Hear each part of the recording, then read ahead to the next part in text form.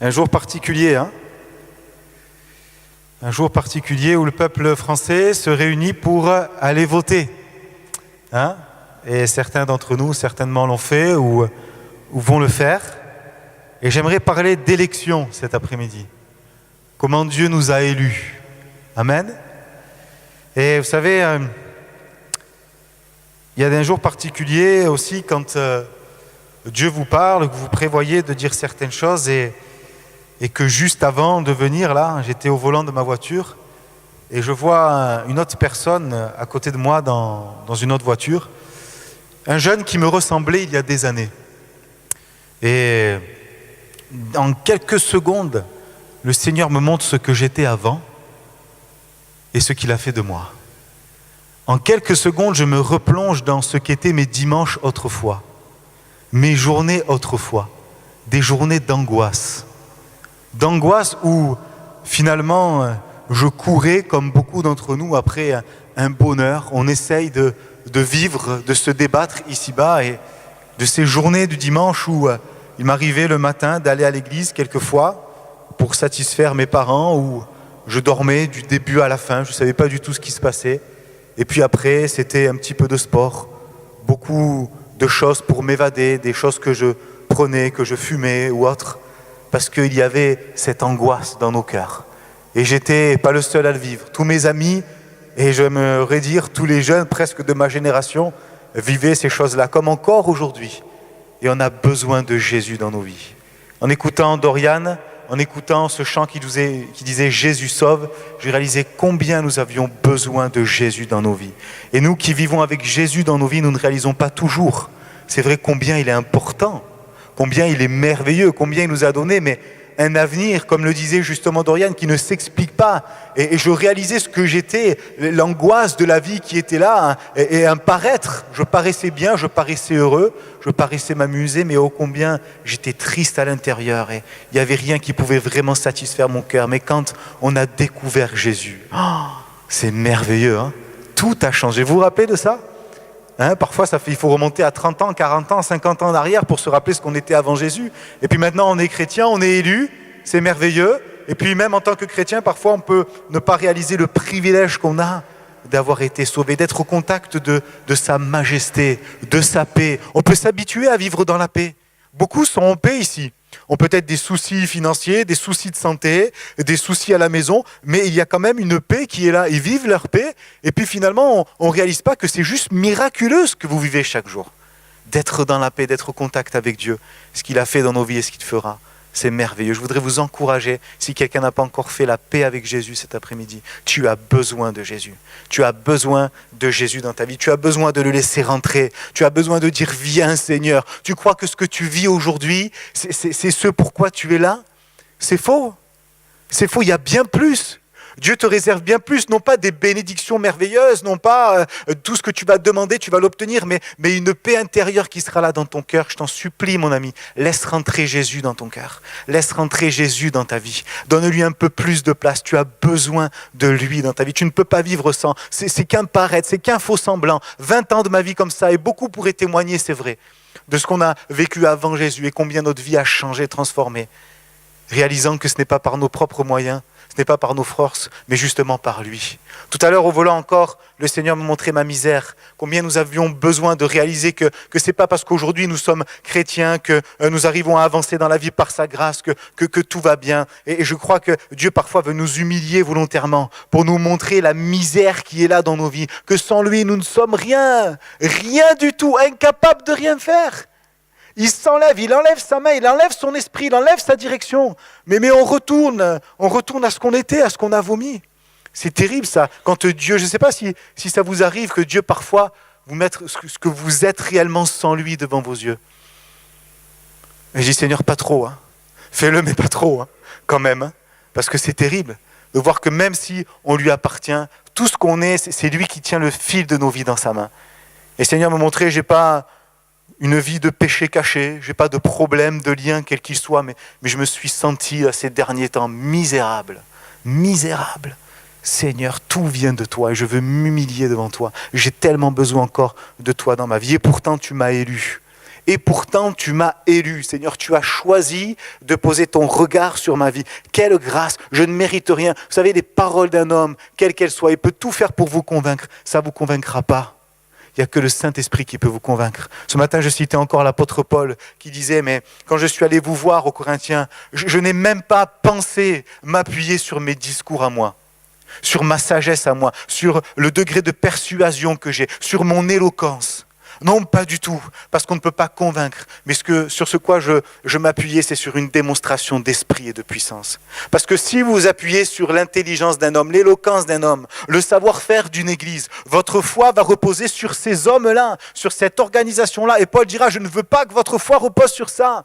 Je veux qu'elle repose sur une démonstration d'esprit et de puissance qui ne s'explique pas et qui se vit. J'aimerais, peut-être toi qui n'as pas encore accepté Jésus, que cet après-midi, je le fais rarement de pousser comme ça les gens, mais je crois que je suis poussé à le faire et ce n'est pas un homme qui le fait.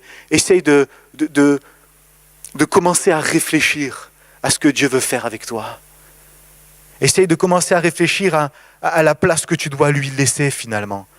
Et ne plus résister, ne résiste plus. Il veut t'élire. Voyez-vous, l'élection que Dieu nous propose, c'est une élection potentielle. Tout le monde est potentiellement élu avec Dieu.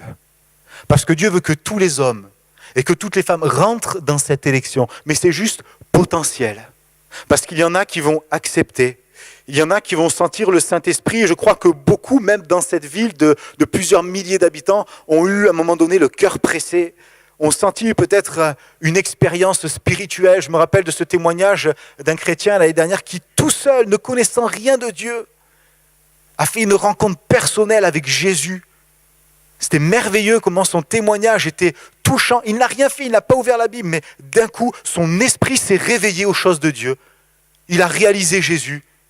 Il a eu presque un début de parler en langue, c'est ce qu'il dit. Alors si ce terme vous choque un peu parce que c'est la première fois que vous l'entendez, ne restez pas là-dessus, mais c'est pour m'adresser aux chrétiens. Merveilleux ce que Dieu est capable de faire. Dans cette ville, il y a des milliers de personnes qui vivent des expériences. Ils sont pressés, ils sont élus potentiellement. Combien vont jusqu'au bout? Combien choisissent de laisser de la place à Jésus? Je crois qu'il y en a. C'est toujours potentiel l'élection.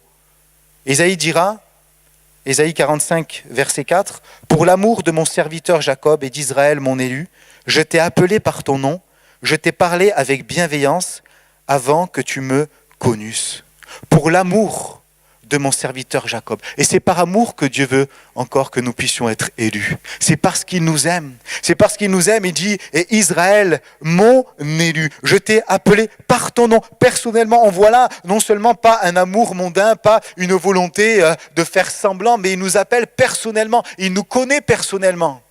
Et ces choses-là doivent être révélées à notre esprit par l'action de Dieu. Et ma prière, au même moment que je vous parle, c'est Saint-Esprit touche les cœurs, car je suis tellement limité. L'homme est tellement limité, il ne peut convaincre. Vous avez vu ces dernières semaines combien ont essayé de nous convaincre en faisant des choses inédites, en prenant des photos sur Snapchat et autres, en se faisant même des masques pour essayer de nous convaincre et nous dire je suis moderne, j'ai 60 ans mais je suis encore jeune, tout cela pour essayer de convaincre des électeurs. Est-ce que ça a fonctionné? Est-ce que ça a marché? La sagesse humaine. Dieu veut nous convaincre. Pour l'amour de mon serviteur, je t'ai appelé par ton nom. Je t'ai parlé avec bienveillance. Et la bienveillance, c'est plus que juste avoir une bonne relation avec quelqu'un, c'est veiller pour que cette personne puisse venir jusqu'à nous, puisse veiller à son bonheur. C'est ça la bienveillance, veiller au bonheur de l'autre. Avant même que tu me connusses, je t'ai appelé par ton nom. Avant même que tu puisses rentrer dans une église évangélique, entendre le nom de Jésus, Dieu te connaissait et il veut t'appeler avec son amour qui est le sien, est tellement vrai. L'élection. Vous savez, dans quelques semaines, on va élire le nouveau président de la République. Et finalement, ce n'est pas forcément par amour qu'on va le faire. On va essayer d'élire en notre âme et conscience peut-être celui qu'on aime le plus, le programme qu'on aime le plus, ou en tout cas celui qu'on déteste le moins. Ce n'est pas toujours par amour qu'on le fait, non? Qu'on peut élire. Hein? Mais Dieu, lui, c'est par amour qu'il nous a élus. Il a élu un peuple, pas des moindres. Le peuple d'Israël qui, dès sa naissance, dès le patriarche Abraham, il y a une alliance qui a été contractée avec lui. Un peuple qui n'a son pareil ailleurs, nulle part ailleurs. Un peuple qui est appelé, et vraiment nous voyons le sceau de Dieu sur ce peuple, sur cette nation, comment elle a été capable de ressortir de ses cendres et aujourd'hui d'être parmi les nations les plus aisées à la pointe technologique et autres. Il y a un attachement particulier de Dieu bien sûr envers son peuple, envers Israël. Parce que c'est lui qui l'a fondé, c'est lui qui l'a élu. Et je crois que dans nos vies aussi, quiconque s'approche de lui, quiconque choisit de rentrer dans cette élection, Dieu est capable de nous faire renaître de nos cendres, de notre passé parfois compliqué, douloureux, qui est tellement attaché à nous-mêmes, incapable de le gérer, incapable de couper avec ce qu'on a vécu, avec notre conception de la vie. Il n'y a que lui qui peut le faire. Je t'ai appelé par ton nom, je t'ai parlé avec bienveillance avant que tu me connusses. Voilà pour cette élection qui est proposée à tous les hommes, à toutes les femmes, quelle que soit l'origine. Ce n'est plus que comme dans le Premier Testament où il est question là d'un peuple. Vraiment maintenant cette élection est proposée à tous les hommes et on voit cela au travers d'une autre élection de celui qui a été élu dans Luc chapitre 9 verset 35. Il nous est dit, Luc, qui est l'auteur de ce livre, dira « Et de la nuée sortit une voix qui dit « Celui-ci est mon fils élu, écoutez-le ». Dieu qui va parler au baptême de Jésus, au baptême de son Fils unique, envoyé sur terre comme rançon pour nous. C'est-à-dire que le péché était tellement attaché à notre vie qu'il fallait qu'il y ait une personne sans tache, parfaite, qui puisse bien sûr le faire. Et ça, personne sur terre est capable de le faire, si ce n'est celui qui vient du ciel. Si ce n'est Jésus qui a été envoyé par Dieu le Père pour aller jusqu'au bout pour nous. Et voilà que pendant son baptême, une voix se fait entendre. Celui-ci est mon Fils élu. Écoutez-le. Je crois que Jésus a été élu avant la fondation du monde aussi. Parce que Dieu savait toute chose de toute éternité, que l'homme, le laissant libre, il allait certainement fauter. Que l'ennemi de Dieu, le diable, qui a été chassé du royaume des célestes, était maintenant sur terre et qu'il allait tout faire pour détruire l'œuvre que Dieu aimait. Alors Dieu savait, il avait prévu de toute éternité de réunir toutes choses en Christ quand les temps seraient accomplis et de l'envoyer sur terre et de dire voilà, si vous pouvez être élus, nations qui venaient des quatre coins du monde, toutes les nations de la terre, si elles peuvent être élues potentiellement, c'est parce qu'il y en a un qui a été élu pour être envoyé, pour venir jusqu'à nous, pour nous rappeler que Dieu nous aime, que c'est par amour qu'il l'a fait, pour nous rappeler que notre vie ici-bas ne se limite pas à ce que l'on a fait jusqu'à présent, mais il y a encore une possibilité de vivre bien plus avec notre Dieu. Et ce conseil qui est là, Dieu qui parle, qui rappelle qui est le Fils, il est le Fils élu, le Fils bien-aimé, et ce conseil qui est là, écoutez-le. Non pas que entendez, mais écoutez. Il y a une différence entre entendre et écouter. On peut entendre des sons, on peut entendre une musique, mais écouter, c'est appliquer son oreille à entendre. Écoutez, écoutez-le.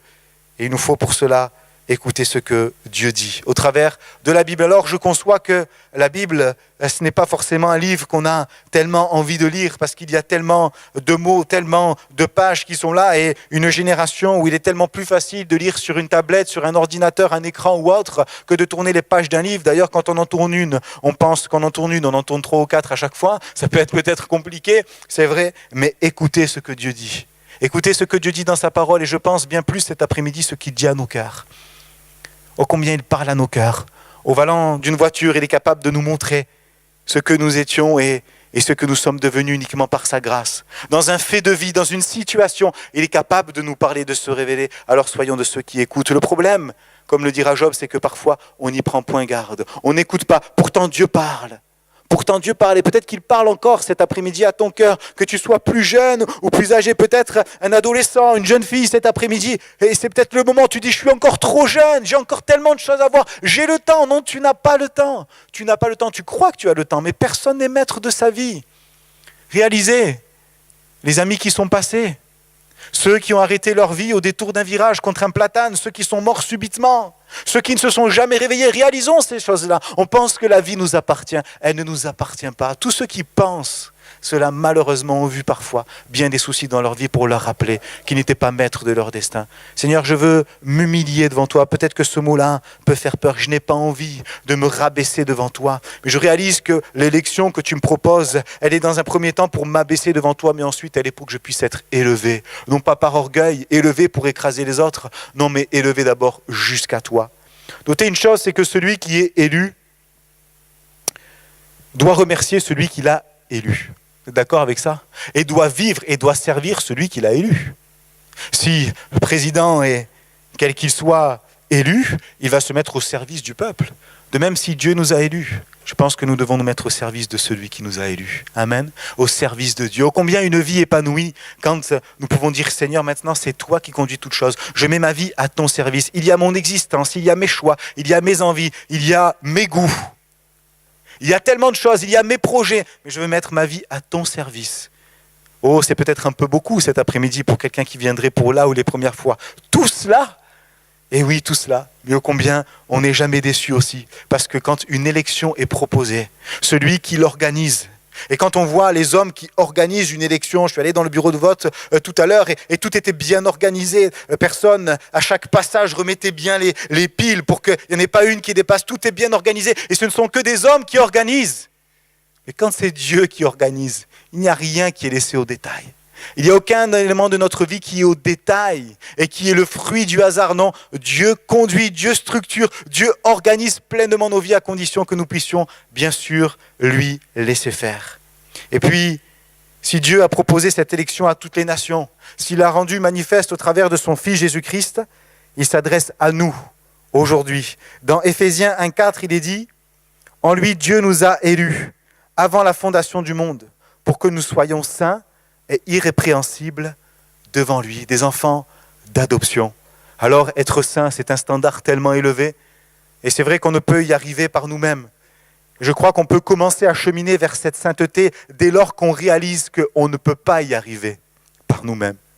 C'est le premier pas par la sainteté, c'est de réaliser, Seigneur, par moi-même, je ne peux pas. J'ai besoin de toi, je suis misérable. J'ai tellement besoin de ton aide, de ton secours dans ma vie pour pouvoir y arriver. C'est le premier pas vers la sainteté et c'est l'élément indispensable et essentiel pour se rapprocher de Dieu, réaliser notre petitesse, nous dépouiller de nous-mêmes. On n'aura jamais assez de prêcher combien l'orgueil peut nous envahir si facilement, croire qu'on est capable de. Et tout au long de la Bible, Dieu nous rappelle nous avons besoin de nous dépouiller de nous-mêmes et de lui faire confiance. Je vous encourage à le faire parce que c'est un sentiment de paix qui vous envahit quand vous le faites vraiment. Quand le Saint-Esprit vous pousse à le faire réellement, vous réalisez que oui, après tout, je ne peux rien faire par moi-même, je n'y arriverai pas de toute façon. Et ce n'est pas un sentiment de peur, parce que nous savons que celui qui prend le relais est bien plus grand et que lui va réussir. C'est dire, Seigneur, toi, tu vas y arriver. Je remets toutes choses entre tes mains et ainsi, je marche derrière toi. Je suis couvert derrière toi. J'aime cette image de Jésus, notre grand frère. Celui qui nous protège. Je n'ai pas eu de grand frère. Mais quand j'étais au collège, parfois j'avais des copains qui, quand ils avaient un souci, appelaient le grand frère. Ils disaient, attends, tu fais le malin là, je vais t'appeler mon grand frère. Et quand le grand frère arrivait, le petit se mettait derrière. Et il était protégé, il était en paix derrière lui. Je crois que nos vies, c'est cela finalement. Laissez faire Jésus. Seigneur, contrôle, conduis toutes choses parce que tu m'as élu avant la fondation du monde. Et si tu m'as appelé, ce n'est pas pour me laisser maintenant.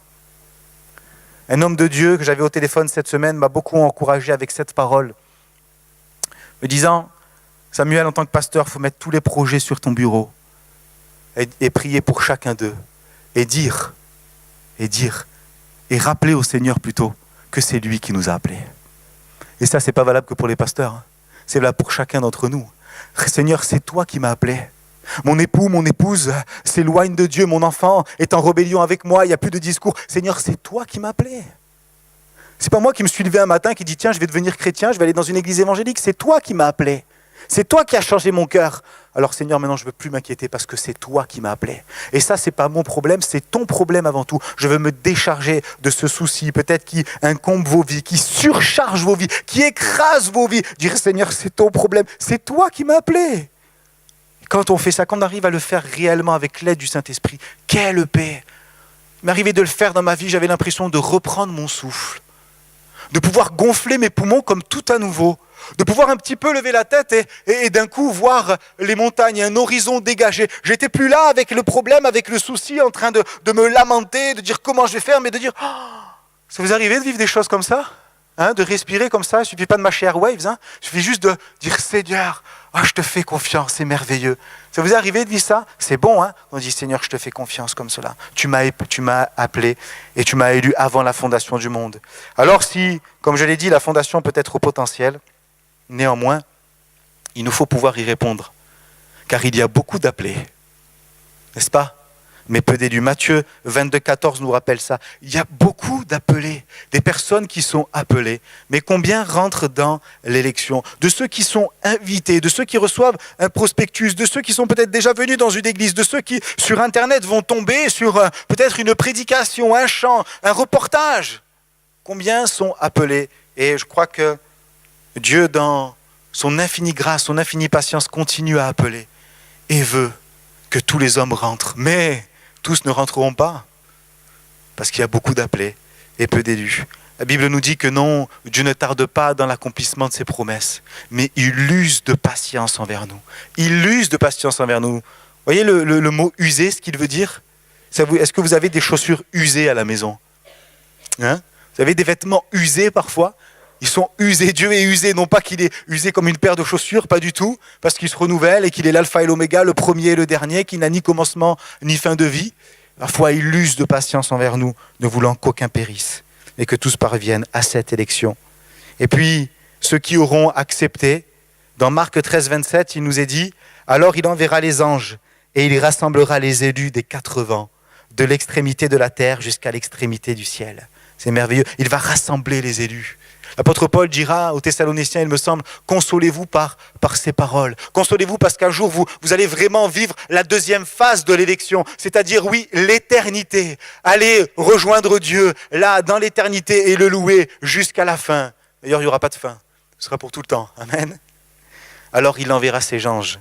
Oui, nous avons été élus, semblables à ce peuple, et l'élection a été proposée non pas qu'à Israël, mais à tous, au travers de Jésus qui a été élu. Nous sommes élus avant la fondation du monde. Et puis, un jour, bien sûr, nous allons vivre cette deuxième phase de l'élection pour celui et celle qui l'aura accepté. Peut-être qu'aujourd'hui, tu te sens accusé parce que tu te dis, cette élection m'est proposée, mais je me sens tellement incapable. Et je terminerai avec ce dernier passage. Qui accusera les élus de Dieu ?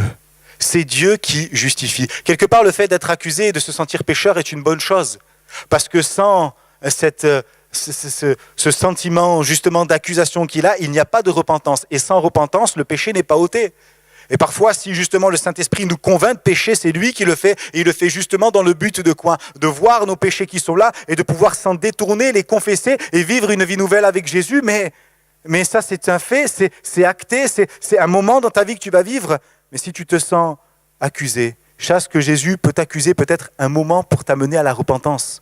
Au travers de son esprit, il va le faire. Mais il ne veut pas que tu vives dans l'accusation. Il ne veut pas que tu vives avec cette lourdeur. Il veut que tu vives justement avec cette légèreté, non pas un manque de profondeur spirituelle quand je dis légèreté. Mais qui peut accuser ? Si ton cœur te condamne, Jean dira que justement, Dieu est plus grand que notre cœur. La condamnation est bonne pour amener la repentance. Mais ne pas vivre avec cette condamnation, car personne ne peut accuser les élus de Dieu, c'est Dieu qui justifie. Jésus nous a justifiés à la croix. Il est mort pour nous, il nous a justifiés à la croix. Il nous a donné un avenir, il nous a donné une paix, une joie qui ne peut s'être exprimée. Voyez-vous, le salut de Jésus, je pense qu'il a plusieurs facettes. Se sentir lavé, c'est un fait. Se sentir lavé du péché, c'est un fait. Réaliser que maintenant, notre avenir est entre ses mains, qu'un jour nos yeux le verront, que nous ne sommes plus sous la coupe de l'ennemi, c'est un fait. C'est une des facettes du salut, c'est la plus importante. Mais de cela aussi, il y a la paix, il y a la joie, il y a l'amour, il y a la confiance qui est là, qui découle aussi du salut de Dieu. Tant de bienfaits qui découlent de la croix. Jésus qui se donne nous permet de pouvoir rentrer dans cette élection, mais tant de bienfaits aussi. Ça ne veut pas dire qu'il n'y aura pas des temps difficiles, il n'y aura pas des temps compliqués, douloureux, qu'il n'y aura plus de pleurs, qu'il n'y aura plus d'incompréhension, il y en aura. Mais vivre aussi en même temps le miracle de Dieu, vivre aussi en même temps ce que Dieu est capable de faire, d'agir dans les cœurs et dans les vies. Ça vaut vraiment l'expérience. On va prier quelques instants.